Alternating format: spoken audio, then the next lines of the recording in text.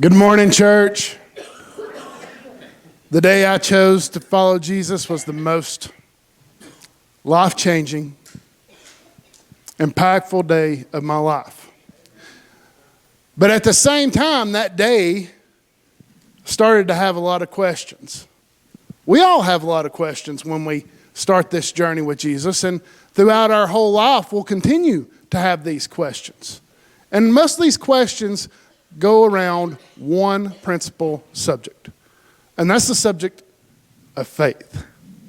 See, faith is one of those things, it's hard for us to understand. But at the beginning of the chapter of faith in Hebrews chapter 11, we find out that faith, even though it's hard to understand, it's what brings to us understanding. In verse 1, chapter 11, it says, "For faith is the assurance of things hoped for, the convictions of things not seen. For by it the men of old gained approval. By faith we understand the worlds were prepared by the word of God. So what is seen was not made out of things which are visible." None of us were there. None of us were there when God spoke creation into existence. But there's been times in every single one of our lives where God has directly spoke something into our lives. And the next 8 examples that's given in the book of Hebrews will affirm the faith that these people had, but it also helps to build resolve in the faith that we have. But this morning, before we go into this, it's actually quite fitting that this worked out the way it did. You're going to hear of a story of faith in today's time. All of us have a story of faith in today's time. But these stories of faith are what have really made an impact on our life. They're what changed our life. They're what built resolve in our life. And all of us have these stories of faith. And I want to go ahead and encourage you to start doing something. Because next week I'm going to ask you to do something huge. I want you to start thinking about a day that God really made himself known to you. Now, I'm not just talking about the day of salvation. I'm talking about other accounts in your life. Maybe it was during the midst of a tragedy. Maybe it was in the midst of a death. But we all have those moments where God makes himself known to us. This morning, you're going to hear from one. This morning, you're going to hear from Brandon Hargrove. Brandon Hargrove has become a good friend of mine. I'm very thankful for the friendship that we have, but I'm also thankful for the testimony that he has. I'm going to be honest with you. I'm a little bit envious because Brandon's getting something that I have never got. Brandon's getting walk-up music. Tommy, why don't I get walk-up music?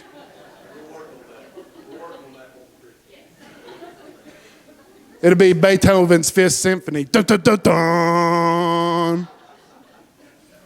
But this morning, the reason he's got this walk-up music is because there was a soundtrack or a CD. Kids, before iTunes, we had CDs. I know it's far from you. But there was a CD that was released that spoke a lot to him, especially in the time that he was going about this situation. So as Brandon walks up, he gets his walk-up music. But I want you to listen to the words that come from this first song. Go ahead, guys.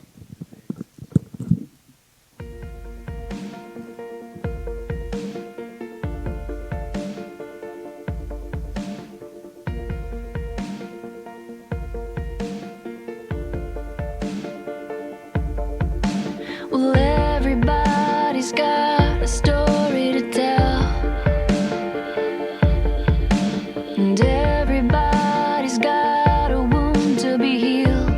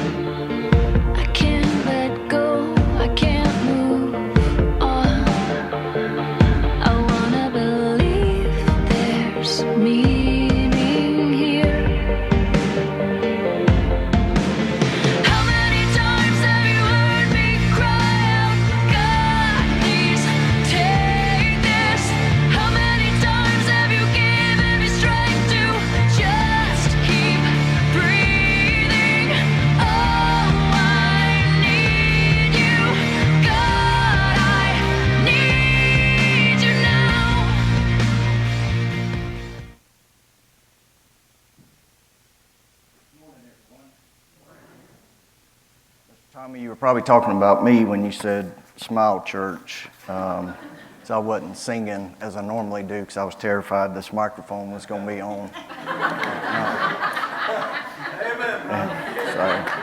Sorry about that.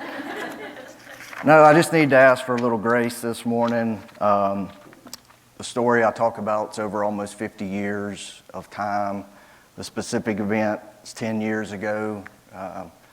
Details, can be harder to recall, and it's very traumatic for me. I've had a sense of dread regarding this moment right here since Scotty and I first discussed it for several reasons. And one is I can count on one hand the number of times that I've told this story. It's very few, and you'll hear more about that later. I've also never given it to a group of people that I have to face again, that I have to see next Sunday or the next Sunday or the next Sunday.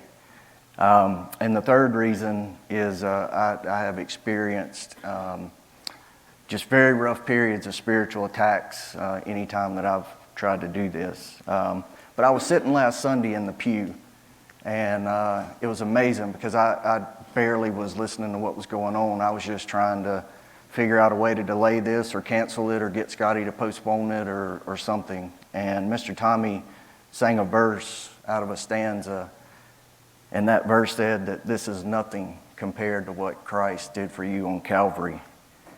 And that just gave me amazing comfort and hope in that moment, just to know that, and peace throughout this week, as I was nervous about this, to just know that this is nothing compared to what Christ did for me on Calvary, and I don't have anyone standing behind me, whipping me with chains or threatening to drive nails through my hand when I leave here. And the least thing that I can do is talk about the miraculous things that he's done in my life. So we heard a brief song just now from the artist Plum, Need You Now. This song holds great meaning for me. It was during the events. It came out at the exact time of the events that I'm going to discuss. Plum sang the song as she started to experience fame as an artist. It was one of her hits, one of the songs that brought her into the spotlight. And right at that height of her fame, she began to be attacked as well. Right when she sort of made it and thought she had it figured out, her family fell apart, her life fell apart, and her career fell apart. And so she felt like during that time, she started to have panic attacks, and she felt like it was difficult to breathe during these attacks. And so she was crying out to God, saying, how many times can you give me the strength to just keep breathing? I need you, God. I need you now. And she was uncomfortable during these episodes. It was difficult for her to breathe. And I don't want to minimize that because it's very serious when it's uncomfortable to breathe. Every medical issue is serious. But I'm going to tell you a story that takes that to the extreme, and it takes it all the way to death. Not that it's difficult to breathe or it's uncomfortable to breathe, but there is no next breath to be had, no matter what. Death has you firmly in its grip. All the laws of earth, physics, science, medicine, they all lead to one place, and that is to death.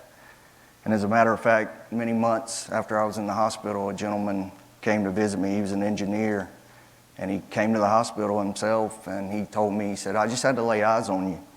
I just had to see that you were here and that you were alive, because everything that I've been taught, all the calculations, all the simulations, they all end in your death. So this is my story of God, I need you now. And I'm ashamed to say that when I cried out to God that I need you now, I was as far away from him on a spiritual journey that you could be. I had pushed him as far out of my life as I could. But what was amazing is he was right there when I cried out. The Lord's always put something on my heart right before this testimony, the very few times I've done it. And this morning, all the way to church, he just cried out to me, believe, believe. And Scotty led into that it is very difficult for us. I struggled tremendously with, is it real? Here at the time of Christmas, back in those days, they went through the events with Christ. They saw miracles. They saw him walk. They saw everything. We're asked to believe on faith, and that's a very difficult thing to do. I struggled with that, and I'd like to tell you my story and I hope that you have a little bit of reason to believe. So I grew up South Georgia, spent summers here in Blairsville. I had an idyllic childhood. I grew up on a farm. My playground were fields of peanuts, tractors, cotton gins, just an amazing childhood. I had the most wonderful anchors of grandparents and parents as an example for Christ. My two grandmothers were absolutely saints. We went to church all the time. We did not miss a day. We did not miss an event. We did not miss anything. We were typically the ones there opening the doors first, and it was just an incredible example of how to live a life for Christ, and I was just immersed in that as a child.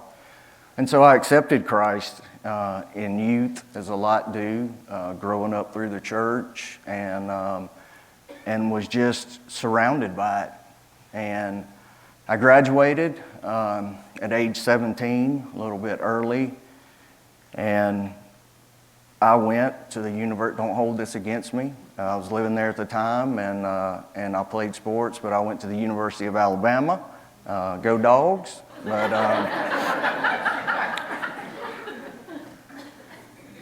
I had no business being a 17-year-old kid at the University of Alabama. I was immature, and all of those guardrails and that structure and my grandparents' example and everything that I had around me was gone. And I dove into that world head first. It wasn't about school for me. I enjoyed all the other things that came with it that I had never been around and that my curfews had probably prohibited. And so I made it through one semester, barely. The second semester, my parents thought I was going to school, and I wasn't going to school. And I did not beat my dad. Back then, we didn't have the internet, so back then they actually mailed your grades home. And so you could beat your parents to the mailbox sometimes and delay the inevitable. And I did not beat my dad to the mailbox that morning. And I was lying in bed, and the door flew off of my bedroom hinges and came in the bed with me. And my dad informed me I would not be returning to the University of Alabama. And so from there, I got a job, worked myself through school, relied on my sports background, and ended up finishing school and ended up entering the workforce. And I entered the workforce as a young healthcare executive. I was very humble, probably at the time still. I appreciated the doors that the Lord had unlocked for me. And what was amazing is I was just very successful. And I say that in terms of just achieving things that normally take a longer period of time to achieve. And the Lord just blessed me incredibly with success and just being able to have things happen and being able to just have great things happen to you. And I'd call back to my grandparents, and I'd be proud, and they'd be proud. And I have to say, at that time, I was a little bit thankful. And as I progressed and became a little more successful, I got a peek behind the curtain of the earthly things that come with that: power, wealth, corruption, success, all of that. And as I began to peek at that and become more exposed to it, I began to want it. And I worked very hard, and I started to chase that and to see it, and it began just like diving in head first at school. I dove in head first to that, and it started to consume me. And I would tell myself as I progressed a little bit, just one more time, just, $10,000 more, you'll be happy. you'll be there. Everything will be good. And the next $10,000 would come, and it would make me just want so much more. And I began to put that in front of everything. I began to just, work was all I wanted, success, power, the respect. I saw the executives in front of me, the CEOs, the COOs. They had the watches, they had the cars, they had the planes, they had it all, and I wanted what they had. And during that entire time, the Lord would just tap me on the shoulder and just begin to whisper to me that this is not what I had planned for you. This is not what I had in mind for you. And I would hear him and, just keep moving on. And I found myself, I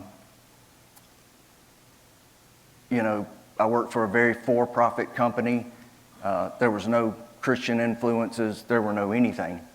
It was just greed and success and power at any cost. And I found myself in those boardrooms and in those places, and I found myself, none of the guys went to church, none of the guys had anything to do with Christ, and so I fell right in with them and began to, the jokes about Christians denying your faith, how stupid is this, why would people do this? I fell right in with it. I denied Christ and went right along with him because I was scared to lose the wealth and the power and the respect. And during that time, like I said, I put all of that in front of everything. Our relationship with Christ. I had a young family at the time. Put it in front of that. Work was the most important thing. Gaining this power and this success and all of that was more important at that time than anything. And again, the Lord's just telling me, it's not what I had in mind for you. And I would sit in church. I would get guilty sometimes and take my family back to church and, throw an extra 20 in the plate and think I'm doing something. And I would see these guys around me that were my age or a little bit older than me, and, they just had a peace about them that I didn't have. I was miserable. I was a very young, I would say, late 20s executive with a six-figure salary, boats, houses, trucks, you name it, I could do it. And I would see these other people that just had such a peace that eluded me. And, I'd look at them and say, I have so much more than you do. I have a bigger house. I can do more than you. I'm more successful than you. And you probably couldn't have found a more miserable person than myself. And so that rocked along. The Lord the entire time telling me, this is not what I had planned for you. And then things began to not come so easy. My family fell apart, but I still had work, still had the influences around me at the time were put your head to the grindstone harder and keep pushing. And so I did, and the Lord the entire time just, this is not it, this is not it. And it wasn't that he was telling me I wasn't supposed to be working or doing anything, but it was the manner in which I was doing it. It was the opportunities that I had to help people, to even notice them, because I didn't notice them. I was just chasing the next meeting, the next raise, and the next bit of power. And so family falls apart, work's still there. All of a sudden work, what used to be easy, what used to just happen, stops happening. It's very difficult. I start failing. The things that used to come easy don't come easy anymore. And, the Lord the whole time is just, you need to change. And so work fails. I look around, look at myself, have that message from the Lord in my ear, and instead of listening to him, I hardened my heart even more. I looked at myself and I said, I'm young, I'm strong, I'm healthy,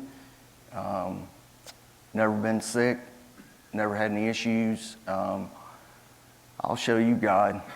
I'll do what I want to do.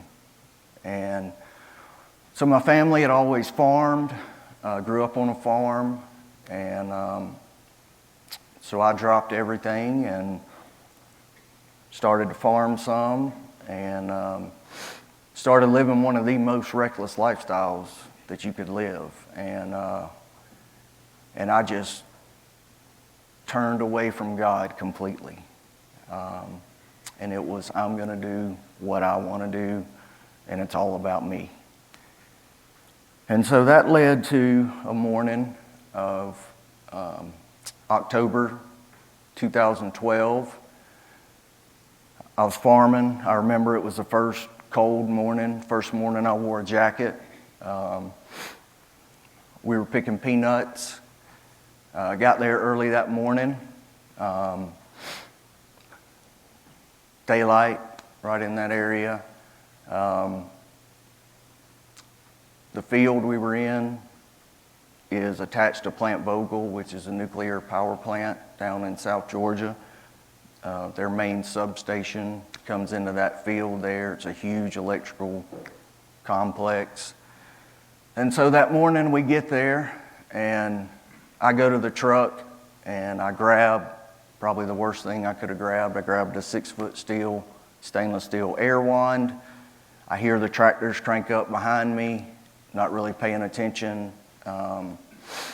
And I turn and I go to the tractor, and I get about 3 or 4 feet away from the tractor, and unbeknownst to me, the gentleman had begun to let the peanut combine up, and there were the transmission lines coming in to the substation there, which are high voltage transmission lines from a nuclear power plant. They're one of the largest you can find. He let the combine up into the high power transmission lines. And so when I was about 3 feet away from the tractor, I was immediately electrocuted by 220,000 volts of electricity. I can't put into words or describe the feeling of that. It was the most violent thing that you could ever have happen to you. I was picked up and down, thrown around in the air. My jaws would slam so hard my teeth would start breaking out. I didn't know that electricity flowed in pulses, so it would be this violent episode of electrocution, and then there'd be a very brief pause where it dropped me back down, and then it would go again. So at first, everything was red. It was loud. It was the loudest thing that you could ever imagine going through your head. The electricity was coming into me, crossing, and grounded through my boots and flowing through me for a long period of time. And at first I thought the world ended. I just thought, I was standing on the ground. All of this happened. The world just had to end. Just had to stop. This is it. It's over. Second thing that went through my mind is we always joked about the nuclear power plant blowing up and taking us all with it. So second thing that went through my mind is Plant Vogtle just blew up. And this is the red, this is the mushroom cloud, this is the violentness of that. And all of a sudden, my mind just sharpened. I'm being electrocuted this entire time. And my mind just sharpened to a level that is hard to describe. The noise went away. The violentness of stuff went away. I was hyper aware and hyper acute of everything. And I ran through my mind. You know, we are in a field, we are right next to the substation, and you're being electrocuted, and you're about to die. And in that moment, I didn't see God. I didn't go before the throne room of heaven or anything. And again, these are my words, these are my feelings. But right in that moment, my entire life was put on display right in front of me. All of it. It was as if I was being judged in that moment. And all the opportunities, the people I hurt, the moments I missed, everything was right before me. And it was as if the Lord was telling me, if I take you right now, if you go right now, there is absolutely no way I can tell you you have run a good race, that you have done a good job, and that you have done anything good in this world. And the pain of all of that I had missed was overwhelming because my time was up.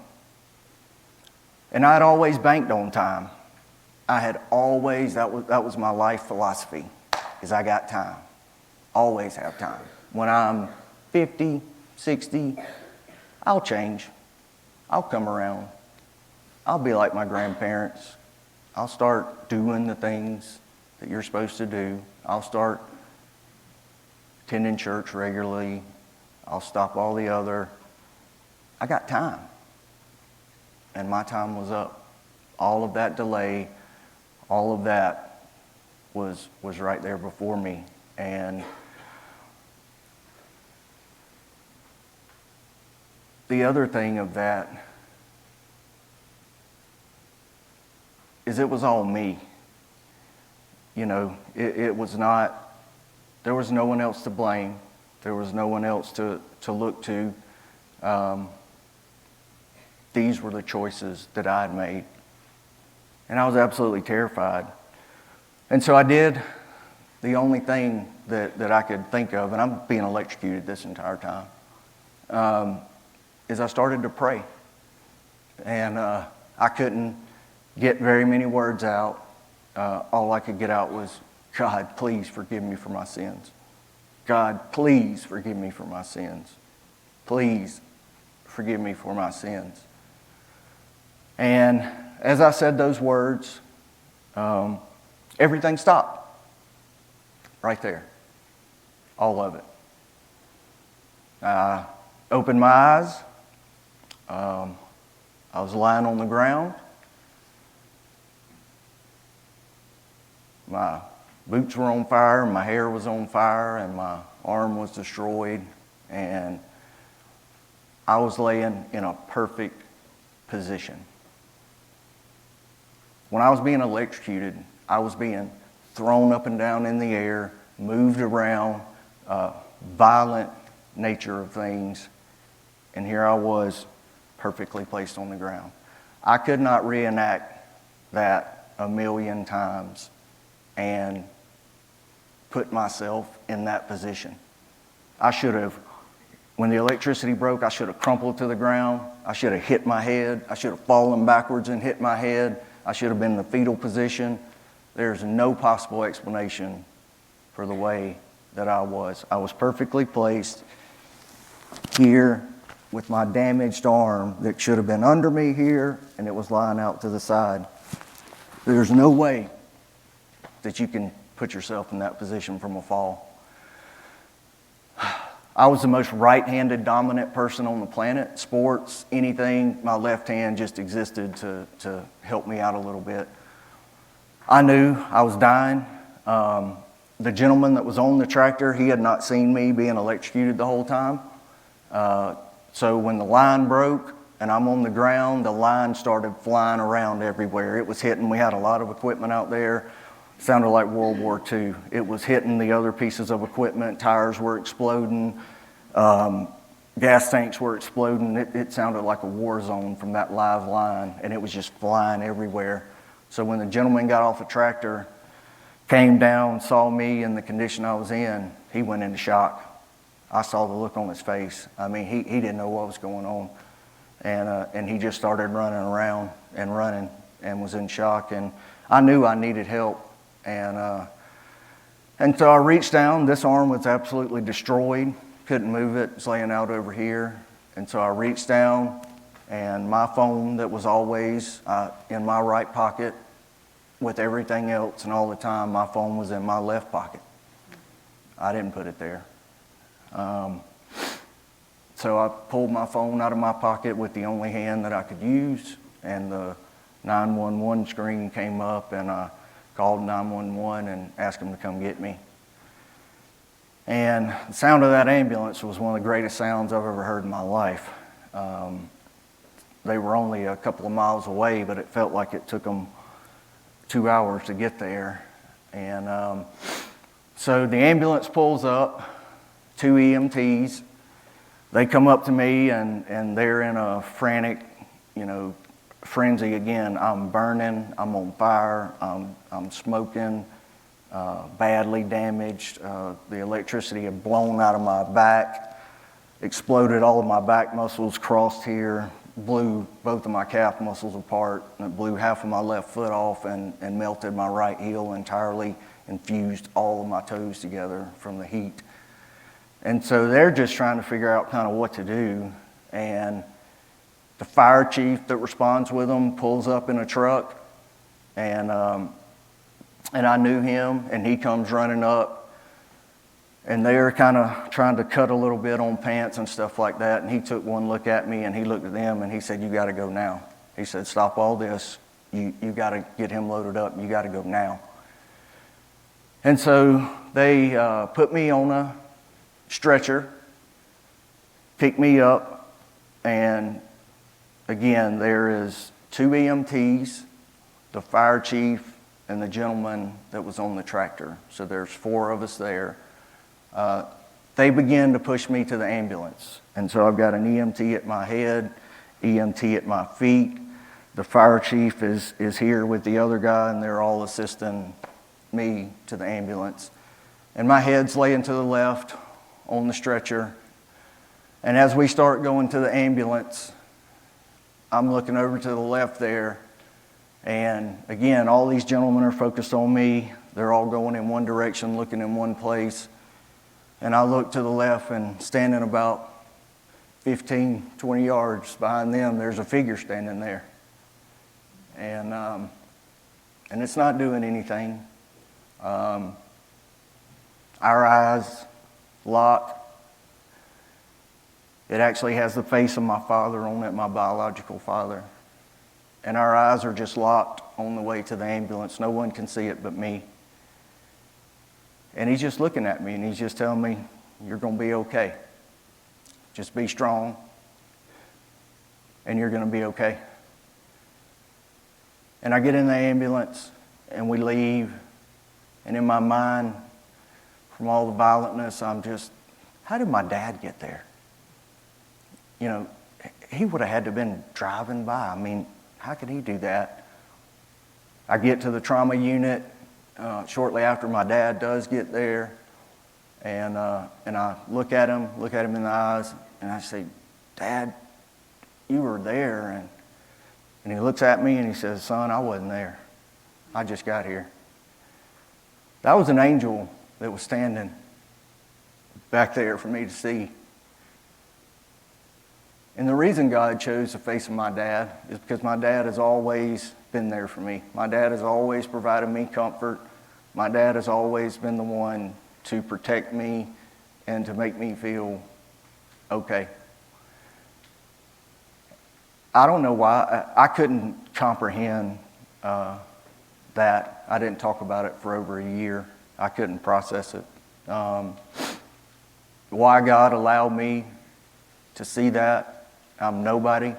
I'm not anybody important. Certainly not a pastor or a pope or president or anything, but I know what I saw. I was conscious the entire time, and it was 100% real. It was an angel that had stopped the electricity, placed me on the ground perfectly, and pulled me back from death's grasp. So I go to the burn unit, and I'm at the burn unit for a long time, about a year. So 27, 28 operations, a lot of transfers of nerves and things of that nature go on. They sew my arm inside of my stomach for 3 months and had to put me in a straitjacket for that long a time so I wouldn't fall asleep and accidentally jerk my arm out of my stomach. Two things that I went through is one, horrific pain, horrific skin graft. They pretty much cut all the skin off my entire legs to be able to cover places that I needed covered and all of that.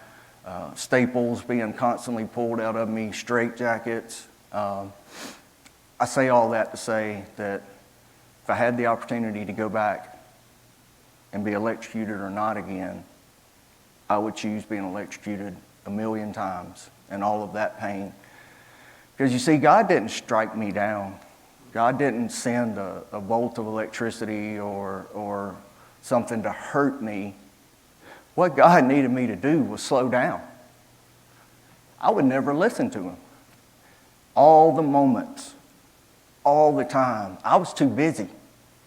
He needed to get me in a set of circumstances where I could listen. I was always so dependent on myself and so dependent on me. And for the first time ever, I assure you, when you have all of that going on and you're in a straitjacket, you got a lot of time to be still. And you got a lot of nights with God, and it's just you and him. And in those nights, he was able to talk to me for the first time ever. He was able to get me to be still. And I kept my scars for that reason. I had the opportunity to have these scars repaired and some cosmetic surgery, and I chose to keep my scars as a reminder of what God did for me. And he also, so many miracles happened in the hospital. I mean, things that, nerve transplants that were experimental, they were going to cut my arm off every day. I can't tell you, I went to surgery probably 4 times to have my arm cut off, and something would happen. A therapist or somebody saying, stopping a surgeon, saying, no, I don't think this is right. Or just all of these amazing miracles that God allowed to happen over that time and to help me recover. And I wrestled that entire time with the story of that angel. I could not talk to anyone. I could not speak about it. I didn't talk to my parents. I didn't talk to anyone about it for over a year. And I was in the hospital trying to process it, trying to understand it. I didn't know what to do. A pastor friend of my parents had come to visit me. I didn't know him, had never met him. He was friends with my parents and was from a state over. And he came one day and I saw him, and I just said, look, I need to talk to somebody. I need help. I need to try to understand what has happened. And we sat in the wound center down there, and I told him the whole story. And I said, I don't know what to do with it. And help me. And he said, look, I've got a small men's group coming up. Why don't you come to that men's group and talk to them about your story? And I said, that would be great. And so I went, told my story for the first time to this men's group, and well received. It helped me heal. I felt better. They said, could you please come to church and tell the story in church? And I said, sure. And so I went to church, to their church, and I told the story. And again, I healed. I felt amazing. God and I just bonded so much over that period of time. And we were so close. And I was on a different path for the first time. And there was another pastor at that church. He said, could you please come to my church next Sunday and tell that story? I said, sure. And God and I at this time were just feeling as close as we've ever been. And I go to that church, and right before I go to walk up, he said, "Will you please come in my office?" And I said, "Sure." And so I went in his office, and he had the deacons in there, and he said, "Brandon, I don't know why, but God's pulling on my heart really hard, and I need to pray for you." And he started praying, and the words that came out of his mouth were, "Lord, please protect this gentleman from Satan, because Satan is going to do everything that he can to stop this story being told." And I'm listening to him, and I'm appreciative, but I'm thinking in my mind, Lord and I are really close right now. I'm on a different journey. I don't think it'd be really good for Satan to come at me right now. Satan is the other side of this story. I had only known him in running with him. I was very good at running with the devil. Fighting him or going against him, I had no experience in that. I went on after he prayed, told my story to that church, and that would be the last time I spoke about it for over 2 years. Because Satan did what his prayer was about was very real. Satan didn't whack me in the head leaving the church or threaten me or anything. He came at me very subtly over the next weeks. My wife and I would be walking through the mall or something. I'd have bandages on or my hands disfigured. It looked a lot different back then. I'd see people staring, looking. I'd find myself, the scars I was proud of, I'd find myself hiding them. We'd be out to dinner, eating. My wife have to cut up my steak for me. We'd be sitting there, and there was just this voice, just, "Look at you, what kind of man are you? Your wife's having to cut your food up for you. Who wants to be with a man that they have to do this for? You can't do anything. You are useless. You cannot go out in the yard and throw the football with your kids. You cannot do the things that normal people can do. You find out quickly with one hand, buttons, zippers, things of that nature are very difficult to navigate. So, your wife's having to help you get dressed and this, and the whole time he's just pouring on the coals of, you are worthless. There is nothing you can contribute and nothing that you can do." And he sent me into one of the deepest, darkest depressions that you could probably go in, and I stopped talking. I didn't talk to anybody. I went into a rage. I was mad. Instead of being helpful and doing things that I should be doing, I found myself in a dark place. I took most of that out on my wife. I was ugly, jealous, mad, and he hit me right where it hurt, and he shut me up. And it took me a long time to come out of that. And I wasn't equipped to fight him. I wasn't equipped to fight a spiritual battle. And he certainly didn't want me sharing a story or sharing things about God's greatness. And thankfully, with the support of my wife, with the support of parents around me and the structure and the church and Scotty and all of you, I'm able to do that now. And I'm able to try to be a better person. If there's anything that you can take from these stories, is it is hard to believe. If you struggle with faith, if you struggle with, is it real? If you struggle with I don't know why, but I've seen it. And what I saw was very real. And I can also say the judgment I felt was very real. And one day we're all going to be back there. And when I was in that moment, the people you worry about, do I share my faith to a coworker? What are they going to think about me? Do I share my faith to a friend? Do I stop and go against the crowd? None of those people are going to be there with you when you give an account. It will be you and God. And I can tell you, I don't know if what my experience was close to, but, there's no do-over. There's no wait a minute and go back. And the last thing that I would share, and especially for you young folks, is time is not on your side. Time can come at any moment. And so use your time wisely. Don't make the mistake that I did. Don't think that you have a lot of time to get things done and to do it later and to volunteer later and to go later, because your time can come at any moment. Plum's next song would coincide with my journey out of the hospital. It also holds special meaning for me. And it's, Lord, I'm ready now. I just let go. I feel exposed. It's beautiful. This is who I am. I was so caught up in who I'm not. Can you please forgive me? I've nothing left to hide, no reasons left to lie. Give me another chance. All the walls are down. Time is running out, and I want to make this count. I ran away from you, did what I wanted to, but I don't want to let you down. Lord, I'm ready now. Thank you all.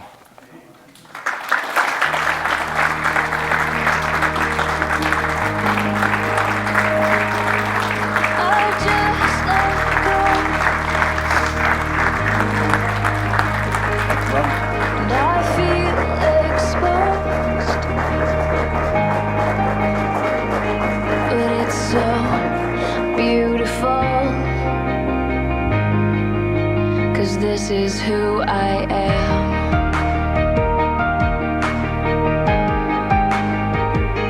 I've been such a mess. Now I can't care less. I could bleed to death. Oh Lord, I'm ready now. All the walls are down. Time is running out, and I wanna make this count. I ran away from you, and I did what I wanted to, but I don't wanna let you down. Oh Lord, I'm ready now. Lord, I'm ready now.